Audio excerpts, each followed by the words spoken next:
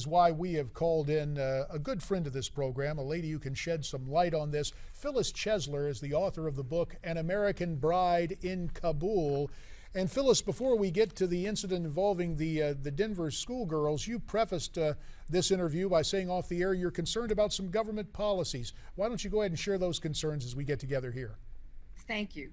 Before we talk about a maximum number of maybe 200 Western girls and women, mainly from Europe, who have gone to Syria or Iraq to join ISIS, let's note that our government has utterly failed to launch the kind of preemptive strike against the internet recruitment of jihadists because they don't want to be accused of profiling.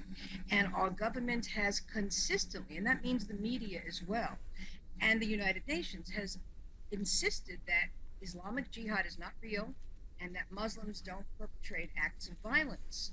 And this is crazy. And they've said the real problem is Islamophobia, which doesn't exist. And that it's very important not to judge any other culture, all equal. So as we know, the Fort Hood shooter, that was a case of organized violence, not sudden jihad syndrome. And we've now seen tragically 2 acts of sudden jihad syndrome in Canada, certainly many in Britain, and I include the brutal sexual trafficking. Phyllis, we are having some difficulty today with your audio. We're going to try to reestablish that link with you.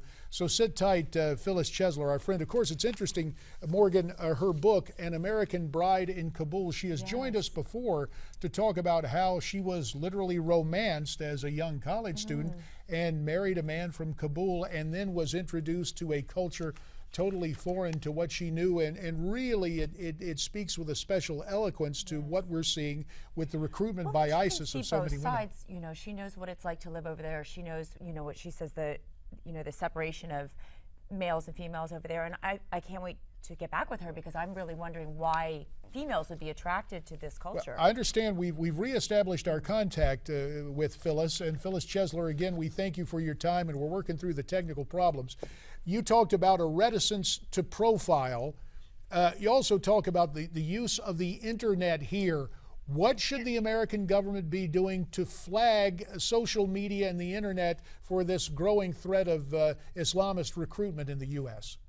Everything possible. And it's doing not everything possible. And in terms of girls and women, we have Western women who read 50 Shades of Grey and who enter into very bad relationships with very violent men. So you have young Muslim girls living in the West being taught that they're being victimized, when in fact what they're dealing with is having to meet new, higher Western standards of accomplishment, and they're recruited into, they're victimized, racism is against them. If they join jihad, they'll be heroic. They'll be able to deal with undisciplined problems of personality. Then that's true for men also. And then when they get there, as I know, it is a very wild, wild East that they will encounter. It will not be romantic and loving. They will be treated brutally. They will be living under very primitive conditions, but they also want romance and danger and a kind of apocalyptic utopian possibility in their lives.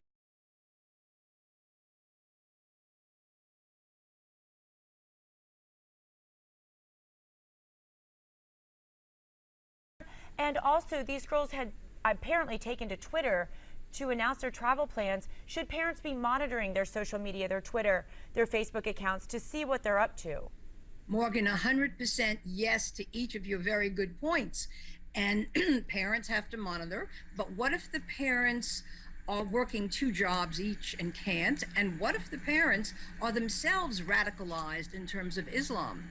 What if the kids learned it at home and they either then strike against the West here suddenly, or try to do so by going to join this barbaric group of maniacs called ISIS?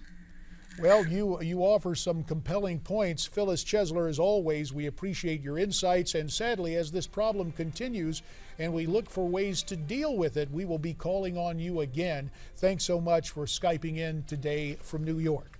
So we've heard from two of our guests, both Bernie Carrick and Phyllis Chesler, say there have to be some ways to monitor the internet, not to restrict it, but to monitor what is going on for intelligence purposes, and yes, as Phyllis says, for profiling. Do you agree? Why don't you tweet me your comments at Newsmax TV, #America's Forum, and we'll be right back after this.